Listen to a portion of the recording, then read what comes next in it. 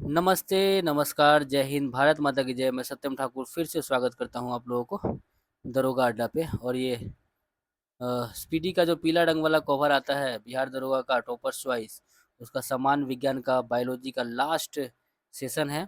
इसमें आप 3-4 बार देखेंगे। इसमें हम पढ़ाते नहीं है दोस्तों कुछ भी, हम याद करवाते हैं। हम भी याद करते हैं और आपको भी याद कराएंगे। तो इसको शुरुआत करते हैं, चलिए। सिर्फ वीडियो को 2-3 बार देखिएगा, आपको पूरा कंठस्थ हो जाएगा, ठीक है। चलिए याद करते हैं। कोरोना वायरस, कोविड-19। कोरोना वायरस की शुरुआत 31 दिसंबर 2019 को चीन के हुबेई प्रांत के वुहान से हुआ था। कोरोना वायरस की शुरुआत 31 दिसंबर 2019 को 31 दिसंबर 2019 को चीन के हुबेई प्रांत के वुहान से हुआ था, ठीक है। अच्छा, कोरोना वायरस का आधिकारिक नाम कोविड-19 है। कोविड का पूरा नाम कोरोना वायरस डिजीज है।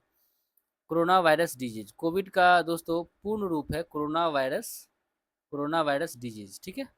अच्छा, WHO द्वारा वैश्विक महामारी घोषित किया गया था 11 मार्च 2020 को। WHO द्वारा वैश्विक महामारी घोषित किया गया था 11 मार्च 2020 को। तो WHO द्वारा वैश्विक महामारी घोषित किया गया था 11 मार्च 2020 को। थोड़ा सा बड़ा कर देते हैं, चलिए। अब देखिए, कोरोना वायरस प्रभावित करता है फेफड़ा को। कोरोना वायरस दोस्तों फेफड़ा को प्रभावित करता है। अच्छा, भारत में कोरोना वायरस का पहला मामला केरल में आया था। भारत में कोरोना वायरस का पहला जो मामला आया था वो केरल में आया था। भारत में कोविड-19 टीकाकरण की शुरुआत 16 जनवरी 2021 में हुआ है। भारत में कोविड-19 टीकाकरण की शुरुआत 16 जनवरी 2021 को, ठीक है। डेट याद रखिएगा कि भारत में कोविड-19 टीकाकरण की शुरुआत 16 जनवरी 2021 को शुरू हुआ। अच्छा, 100% कोविड-19 टीकाकरण का लक्ष्य प्राप्त करने वाला पहला राज्य हिमाचल प्रदेश बना है। 100% कोविड-19 टीकाकरण लक्ष्य प्राप्त करने वाला पहला राज्य हिमाचल प्रदेश बना था, इसको याद रखिएगा। और भारत में पहला कोरोना वायरस का मामला आया था केरल में। और यहाँ पे कह रहा है कि 100% टीकाकरण का लक्ष्य प्राप्त किया था सबसे पहले हिमाचल प्रदेश। कोरोना वायरस के प्रमुख वेरिएंट हैं alpha, beta, gamma, delta, Omicron, ठीक है। इतना चीज़ है, एक बार फिर से देखेंगे इसको। कोरोना वायरस के प्रमुख वेरिएंट कौन है? Alpha, beta, gamma, delta, Omicron. Alpha, beta, gamma, delta, Omicron, ठीक है। ये सारे के सारे कोरोना वायरस के प्रमुख वेरिएंट्स है। अच्छा, डेल्टा वेरिएंट्स का प्रथम प्रमाण भारत में पाया गया है। डेल्टा वेरिएंट का प्रथम प्रमाण भारत में मिला है। डेल्टा वेरिएंट्स का प्रथम प्रमाण भारत में। ओमिक्रॉन का प्रथम प्रमाण दक्षिण अफ्रीका में मिला। ओमिक्रॉन का प्रथम प्रमाण दक्षिण अफ्रीका में मिला और भारत में मिला डेल्टा वेरिएंट्स के कोविड, ठीक है। भारत में डेल्टा वेरिएंट का प्रथम प्रमाण भारत में और ओमिक्रॉन का प्रथम प्रमाण दक्षिण अफ्रीका में पाया गया है। चलिए इसको थोड़ा बड़ा करते हैं। अब कृमि से होने वाले रोग कौन कौन है वो देखेंगे, ध्यान देंगे। कहता है कि प्रमुख कृमि जनित रोग है फाइलेरिया, टीनिएसिया, एस्केरेसिया, ठीक है। तो फाइलेरिया कृमि से होगा, फाइलेरिया कृमि से होगा। अच्छा, टीनिएसिस, टीनिएसिस कृमि से, टीनिएसिस जो बीमारी है वो कृमि से होता है। टीनिएसिस बीमारी कृमि से होता है।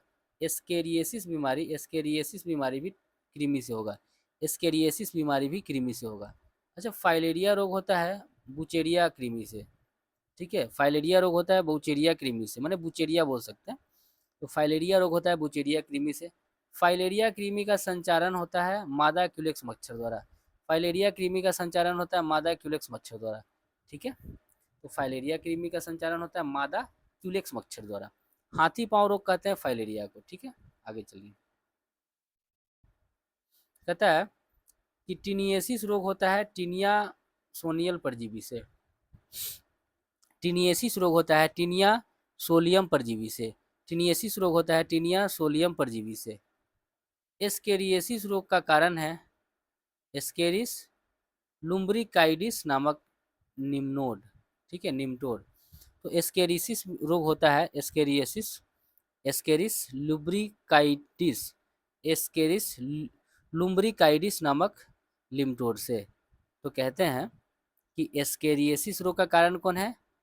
एस्केरिस, लुब्रिकाइडिस लुब्रिकाइडिस और निम्टोड। ठीक है, एस्केरिस लुब्रिकाइडिस लुम्टेड्स के द्वारा। आगे बढ़िए। वंशागत बीमारी है अनुवांशिक रोग। देखिए अनुवांशिक रोग कौन कौन है? वर्णांधता, हीमोफीलिया, थैलेसीमिया और विल्सन रोग। दोस्तों वर्णांधता, हीमोफीलिया, थैलेसीमिया और विल्सन रोग तो अनुवांशिक रोग हो जाएगा। वर्णांधता अनुवांशिक रोग है, हीमोफीलिया भी अनुवांशिक रोग है, हीमोफीलिया भी अनुवांशिक रोग है, थैलेसीमिया भी दोस्तों अनुवांशिक रोग है, थैलेसीमिया अनुवांशिक रोग है और विल्सन रोग भी अनुवांशिक रोग है। वर्णांधता में रोगी को किस रंग को पहचानने की क्षमता नहीं होती? लाल और हरा। जिसको वर्णांधता हो जाएगा वो लाल और हरा हरा उसको पहचान में नहीं आता है। जिसको दोस्तों वर्णांधता होगा ना उसको लाल और हरा पहचान में नहीं आता है। सबसे पहले मनुष्यों में वर्णांधता का वर्णन किया था हिरनर ने 1876 में। सबसे पहले मनुष्य में वर्णांधता का वर्णन किया था हिरनर ने 1876 में। सबसे पहले मनुष्यों में वर्णांधता का वर्णन किया था हिरनर ने 1876 में। रक्त थक्का नहीं जमता है हीमोफीलिया में। किसी को अगर हीमोफीलिया रोग हो जाएगा ना, हीमोफीलिया रोग, उसके रक्त का थक्का नहीं जमेगा। एक बार फिर देखेंगे। वर्णांधता अनुवांशिक रोग है, हीमोफीलिया अनुवांशिक रोग है, थैलेसीमिया अनुवांशिक रोग है, विल्सन रोग भी अनुवांशिक रोग है। ठीक है, जिसको वर्णांधता हो जाएगा ना उसको लाल और हरा दिखाई नहीं देता है। ठीक है, सबसे पहले मनुष्य में वर्णांधता का वर्णन किया था हिरनर ने 1876 में। सबसे पहले मनुष्य में वर्णांधता का वर्णन हुआ था हिरनर ने 1876 में। रक्त थक्का नहीं जमता है हीमोफीलिया में, ये आप जानते हैं। चलिए आगे बढ़ते हैं। शाही बीमारी हीमोफीलिया को कहते हैं। शाही बीमारी दोस्तों हीमोफीलिया को कहते हैं। शाही बीमारी हीमोफीलिया को कहते हैं। अच्छा, थैलेसीमिया प्रभावित करता है रक्त को। थैलेसीमिया प्रभावित करता है रक्त को। थैलेसीमिया प्रभावित करता है रक्त को। विल्सन रोग है दुर्लभ अनुवांशिक विकार। विल्सन रोग है दोस्तों दुर्लभ अनुवांशिक विकार। विल्सन रोग है दुर्लभ अनुवांशिक विकार। अच्छा, विल्सन रोग में शरीर में अत्यधिक मात्रा में संचय होता है कॉपर। विल्सन रोग में शरीर में अत्यधिक मात्रा में संचय होता है कॉपर। विल्सन रोग में शरीर में अत्यधिक मात्रा में संचय होता है कॉपर। ठीक है, तो विल्सन रोग में शरीर में ज़्यादा मात्रा में कॉपर हो जाएगा। ठीक है, आँख से संबंधित रोग है देखेंगे। आँख से संबंधित रोग देखिए, वर्णांधता हो जाएगा आँख में, निकट दृष्टि दोष, दूर दृष्टि दोष, जरा दृष्टि दोष, अबिंदुकता, ट्रैकोमा, ग्लूकोमा, ये तो आप जानते हैं। अच्छा, आँख का उपचार करने वाला कहलाता है ऑप्थाल्मोलॉजिस्ट। ऑप्थाल्मोलॉजिस्ट ऑप्थाल्मोलॉजिस्ट ऑप्थाल्मोलॉजिस्ट ऑप्थाल्मोलॉजिस्ट ऑप्थाल्मोलॉजिस्ट। ठीक है। अच्छा, ट्रेकोमा व ग्लूकोमा बीमारी है आँखों की। देखिए निकट दृष्टि दोष क्या है? निकट दृष्टि दोष को मायोपिया कहते हैं। ठीक है, सबसे पहले तो ये जानिए कि निकट दृष्टि दोष मायोपिया कहलाता है। इसमें निकट की वस्तु साफ दिखाई देगा, दूर का नहीं। जो दोष रहता है ना वो दिखाई देता है। निकट दृष्टि दोष के उपचार के लिए अवतल लेंस का प्रयोग करते हैं। निकट दृष्टि दोष के उपचार के लिए अवतल लेंस का उपयोग करते हैं। अच्छा, दूर दृष्टि दोष जिसको हाइपर मायोपिया हाइपरमेट्रोपिया कहते हैं। तो दूर दृष्टि दोष हाइपरमेट्रोपिया, इसमें दूर की वस्तु स्पष्ट साफ दिखाई देगा, निकट का नहीं दिखाई देगा। दूर दृष्टि दोष को दूर करते हैं उत्तल लेंस के द्वारा। ठीक है, ये आप जानते हैं। कहता है कि खारी एवं नारी लाइनों में अंतर नहीं कर पाता अबिंदुकता के रोग ग्रसित व्यक्ति। खारी एवं आरी लाइन में अंतर नहीं कर पाता है कौन? जिसको अबिंदुकता रोग रहेगा वही। जिसको अबिंदुकता रोग रहेगा ना दोस्तों, वो खारी एवं नारी लाइन में अंतर नहीं कर पाता है। अच्छा, अबिंदुकता यानी एस्टिग्मेटिज्म एस्टिग्मेटिज्म एस्टिग्मेटिज्म अबिंदुकता के उपचार के लिए बेलनाकार लेंस का प्रयोग करते हैं। अबिंदुकता के उपचार के लिए बेलनाकार लेंस।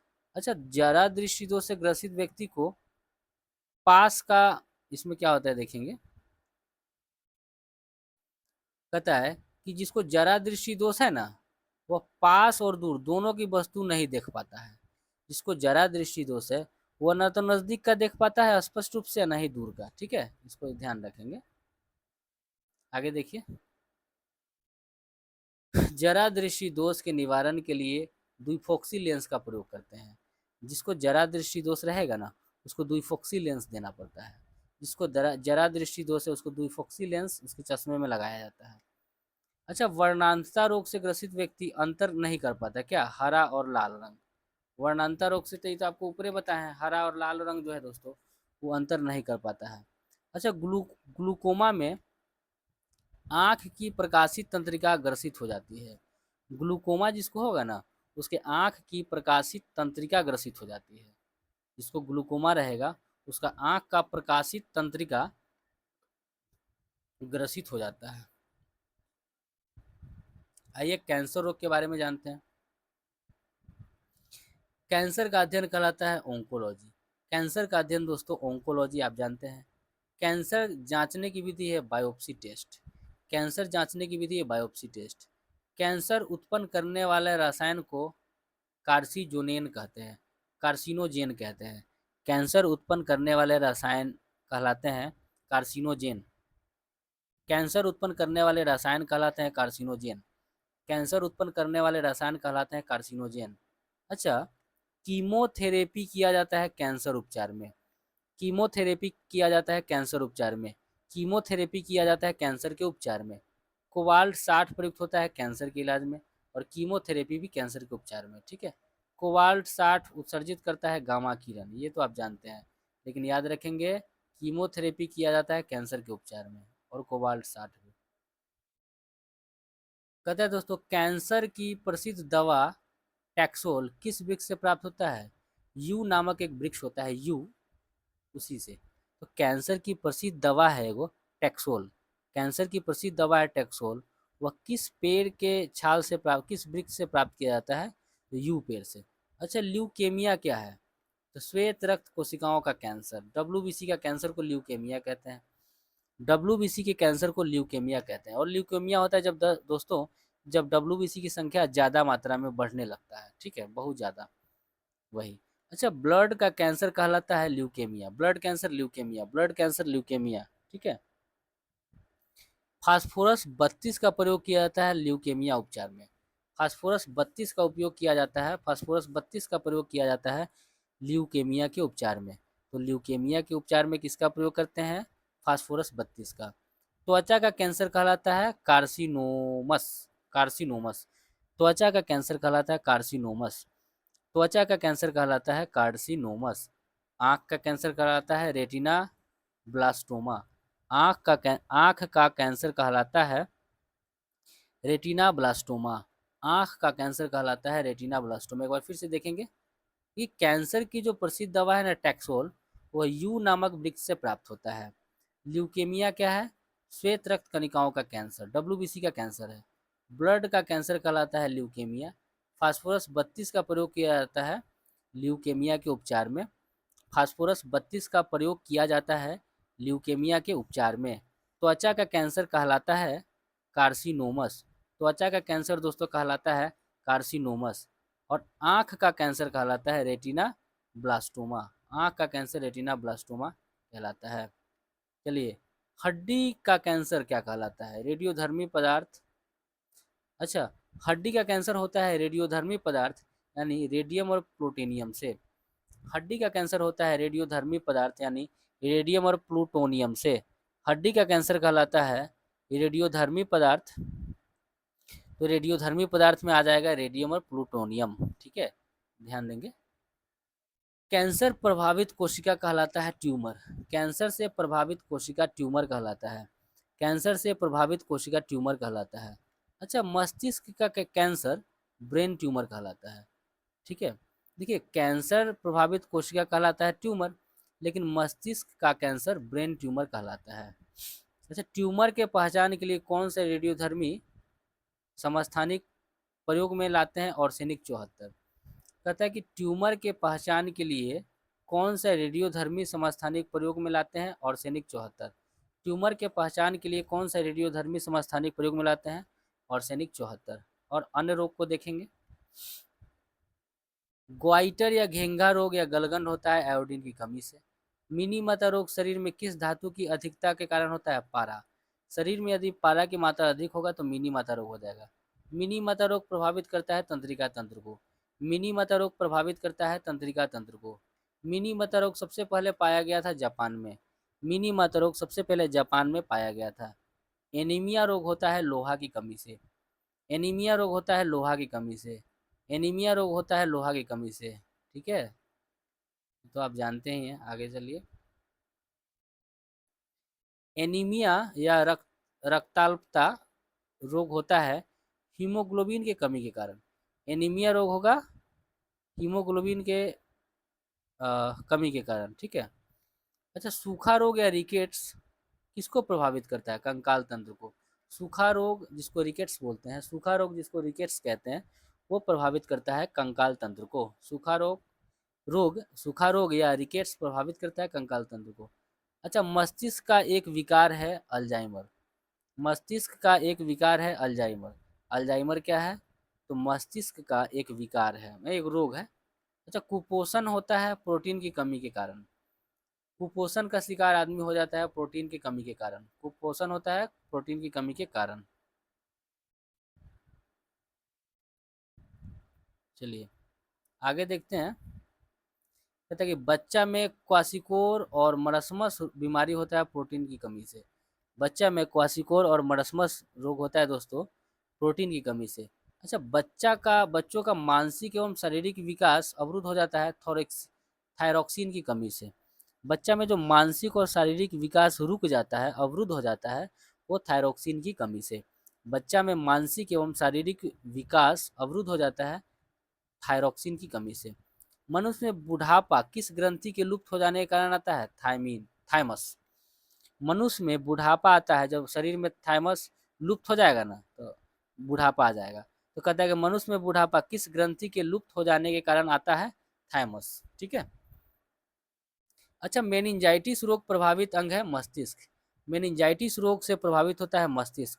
मेनिंजाइटिस से रोग से प्रभावित होता है मस्तिष्क। ठीक है। अच्छा, सिलिकोसिस रोग होता है फेफड़ा से। सिलिकोसिस सिलिकोसिस रोग संबंधित है। सिलिकोसिस रोग संबंधित है फेफड़ा से। सिलिकोसिस रोग संबंधित फेफड़ा से। दोस्तों ये जटिल है, एक बार और देखेंगे। बच्चा में क्वासिकोर और मरस्मस रोग प्रोटीन की कमी से होता है। अच्छा, बच्चों का मानसिक एवं शारीरिक विकास अवरुद्ध हो जाता है थायरॉक्सिन की कमी से। मनुष्य में बुढ़ापा किस ग्रंथि के लुप्त हो जाने के कारण आता है? थाइमस। अच्छा, मेनिंजाइटिस रोग से प्रभावित अंग होता है मस्तिष्क। मेनिंजाइटिस रोग से प्रभावित अंग है मस्तिष्क। अच्छा, सिलिकोसिस रोग किससे संबंधित है? फेफड़ा से।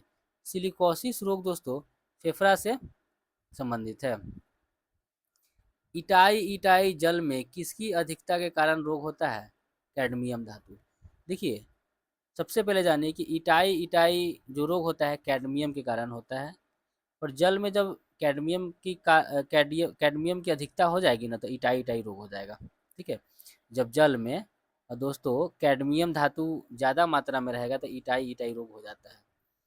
अच्छा, ब्लू बेबी सिंड्रोम नामक बीमारी होता है पेयजल में नाइट्रोजन की अधिकता के कारण। ब्लू बेबी सिंड्रोम नामक बीमारी होता है ब्लू बेबी सिंड्रोम नामक बीमारी होता है पेयजल में नाइट्रोजन की अधिकता के कारण। ब्लू बेबी सिंड्रोम नामक बीमारी होता है पेयजल में नाइट्रोजन की अधिकता के कारण। ब्लू बेबी सिंड्रोम नामक बीमारी होता है पेयजल में नाइट्रोजन की अधिकता के कारण। ठीक है, ब्लू बेबी सिंड्रोम हो जाता है। अच्छा, ग्लूकोज, यूरिया, कोलेस्ट्रॉल आदि का पता लगाने के लिए प्रयोग किया जाता है ऑटो एनालाइजर का। ग्लूकोज, यूरिया, कोलेस्ट्रॉल आदि का पता लगाया जाता है ऑटो एनालाइजर का। ग्लूकोज, यूरिया, कोलेस्ट्रॉल आदि का पता लगाने के लिए प्रयोग किया जाता है ऑटो एनालाइजर। अच्छा, मृत शरीर की जांच या पोस्टमार्टम कहलाता है ऑटोप्सी। मृत दोस्तों कहता है कि मृत शरीर की जांच या पोस्टमार्टम कहलाता है ऑटोप्सी। एक बार फिर से देखेंगे, थोड़ा जटिल है। इटाई इटाई रोग होता है कैडमियम धातु से। जब जल में कैडमियम धातु ज़्यादा मात्रा में हो जाएगा तो इटाई इटाई रोग हो जाएगा। ब्लू बेबी सिंड्रोम नामक बीमारी होता है पेयजल में नाइट्रोजन अधिक हो जाएगा तब। ब्लू बेबी सिंड्रोम होगा जब पानी में नाइट्रोजन की क्या कहते हैं, नाइट्रेट की अधिकता। हाँ, ब्लू बेबी सिंड्रोम होगा जब पानी में नाइट्रेट की अधिकता हो जाएगी तब। अच्छा, ग्लूकोज, यूरिया, कोलेस्ट्रॉल आदि का पता लगाने के लिए प्रयोग किया जाता है ऑटो एनालाइजर का। ग्लूकोज, यूरिया, कोलेस्ट्रॉल आदि का पता लगाने के लिए प्रयोग किया जाता है ऑटो एनालाइजर का। मृत शरीर की जांच या पोस्टमार्टम कहलाता है दोस्तों ऑटोप्सी। ठीक है, मृत शरीर की जांच या पोस्टमार्टम कहलाता है ऑटोप्सी। पॉलिश युक्त चावल के सेवन से किस रोग की होने की संभावना होती है? बेरी। देखिए, पॉलिश युक्त चावल रहेगा ना, जिसमें पॉलिश किया रहेगा, उसको खाइएगा ना तो बेरी रोग हो जाएगा। ठीक है। अच्छा, हृदय की धड़कन किस तत्व द्वारा नियंत्रित होता है? पोटासियम। हृदय की धड़कन किस तत्व द्वारा नियंत्रित किया जाता है? पोटासियम। हृदय की धड़कन किस तत्व के द्वारा नियंत्रित किया जाता है? पोटासियम। पोटासियम अल्पता है निम्न रक्तचाप का। पोटासियम अल्पता है निम्न रक्तचाप का। कोयला खनन उद्योग में कार्यरत श्रमिक किस रोग से ग्रसित होते हैं? फुफ्फुस धूलिमयता से। फुफ्फुस धूलिमयता से।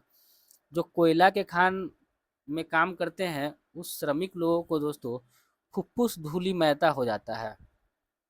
तो कोयला के खान में कार्यरत जो श्रमिक होते हैं उनको जो रोग हो जाता है जनरली फुफ्फुस धूलिमयता। ठीक है। अच्छा, एनोस्मिया। एनोस्मिया रोग किससे संबंधित है? सूंघने की शक्ति कम हो जाएगा।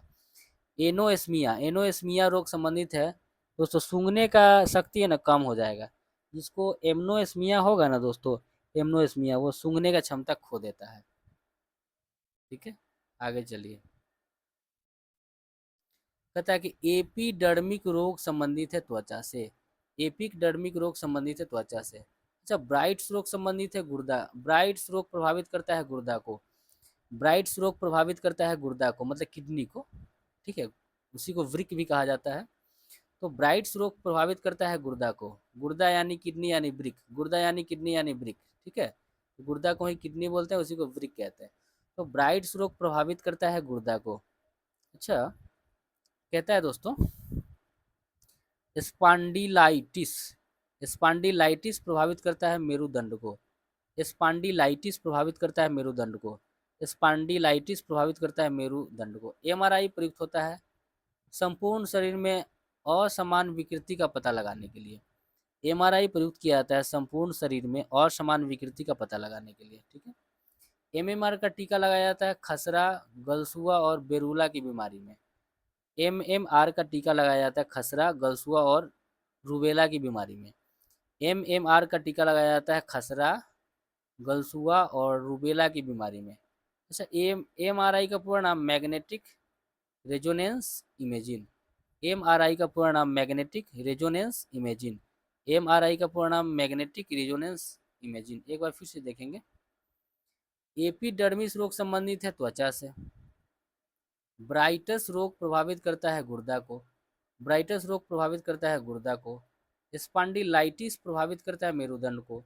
स्पॉन्डिलाइटिस प्रभावित करता है मेरुदंड को। एमआरआई प्रयुक्त होता है संपूर्ण शरीर में असमान विकृति का पता लगाने के लिए। एमआरआई प्रयुक्त होता है संपूर्ण शरीर में असमान विकृति का पता लगाने के लिए। अच्छा, एमएमआर का टीका लगाया जाता है खसरा, गलसुआ और रूबेला की बीमारी में। एमएमआर का टीका लगाया जाता है खसरा, गलसुआ और रूबेला की बीमारी में। अच्छा, एमआरआई का पूरा नाम मैग्नेटिक रिजोनेंस इमेजिंग। एमआरआई का पूरा नाम मैग्नेटिक रिजोनेंस इमेजिंग। अच्छा, एमबीडी परीक्षण किसकी पहचान के लिए करते हैं? अस्थिर ग्रंथ, स्थिर रंध्रता, मतलब कि ऑप्टियोपोरोसिस। तो बीएमडी परीक्षण किसकी पहचान के लिए किया जाता है? अस्थिर रंध्रता के कारण। ठीक है, चलिए। ऑप्टियोपोरोसिस से प्रभावित होने वाला होता है हड्डी। ऑप्टियोपोरोसिस से प्रभावित होता है माने अस्थिर रंध्रता। ठीक है, अस्थिर रंध्रता जिसको ऑप्टियोपोरोसिस कहते हैं। तो दोस्तों, ऑप्टियोपोरोसिस से प्रभावित होता है हड्डी। रोग फैलाने वाला कीड़ा कहलाता है वाहक। रोग फैलाने वाला कीड़े कहलाता है वाहक। रक्त में यूरिक अम्ल की अधिकता होते से गठिया हो जाएगा। रक्त में दोस्तों यूरिक अम्ल अगर बढ़ जाएगा, रक्त में खून में अगर यूरिक अम्ल बढ़ जाएगा तो उसी से गठिया हो जाता है। गठिया रोग प्रभावित करता है जोड़ों को। जहाँ जहाँ ज्वाइंट न एकदम दर्द उखरेगा ना बेजोर, तो गठिया रोग प्रभावित करता है जोड़ों को।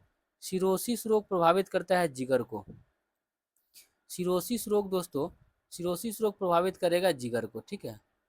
एक बार फिर से देखेंगे इसको। बीएमडी परीक्षण किसकी पहचान के लिए करते हैं? अस्थिर रंध्रता को, मतलब ऑस्टियोप्रोसिस। ऑस्टियोप्रोसिस से प्रभावित होता है हड्डी। रोग फैलाने वाला कीड़ा वाहक कहलाते हैं। रक्त में यूरिक अम्ल की मात्रा बढ़ जाएगा तो गठिया हो जाएगा। गठिया रोग प्रभावित करता है जोड़ों को। सिरोसिस रोग प्रभावित करता है जिगर को। सिरोसिस रोग प्रभावित करता है जिगर को। सिरोसिस रोग दोस्तों प्रभावित करेगा जिगर को। सिरोसिस रोग प्रभावित करेगा जिगर को। घाव से निकलने वाला सफेद द्रव मवाद कहलाता है। ल्यूकोडर्मा विटिलिगो त्वचा को कहते हैं। ल्यूकोडर्मा है त्वचा रोग, ल्यूकोडर्मा है त्वचा रोग। दोस्तों ल्यूकोडर्मा को विटिलिगो भी कहते हैं। ल्यूकोडर्मा को विटिलिगो भी कहते हैं। अच्छा, कान के पर्दा की जांच के लिए किस उपकरण का प्रयोग करते हैं? ऑटोस्कोप। कान का पर्दा फट जाता है ना कभी कभी, तो कान का पर्दा की जांच के लिए किस उपकरण का प्रयोग करते हैं? ऑटोस्कोप।